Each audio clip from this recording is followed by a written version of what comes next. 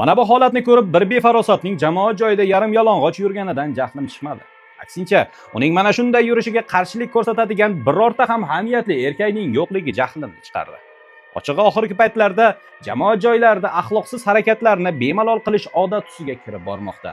Ko'chalarda qilinmagani faqatgina jinsiy aloqa qoldi xolos. Chunki jamiyatda oriyatli erkaklar borgan sari kamayib ketmoqda. Nima uchun bunaqa holatlar Chechenistonda sodir bo'lmaydi? Chunki u yerda omma oldida axloqsizlik qilganlarni kerak bo'lsa urib oyoq qo'lini sindirishadi.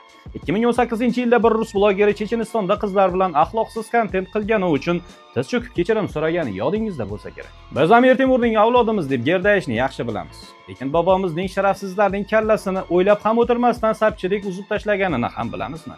Bu bilan hech kimga jismoniy ta'sir o'tkazishga da'vat qilmoqchi emasman.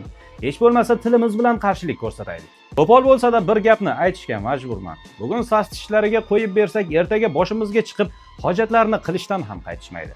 Vatanni hojatxona qilishlariga yo'l qo'ymaylik. O'ylaymanki, Ichki ishlar vazirligidagi oriyatli xodimlar bunaqalarga tegishli chora ko'rishadi. Vatan omon bo'lsin.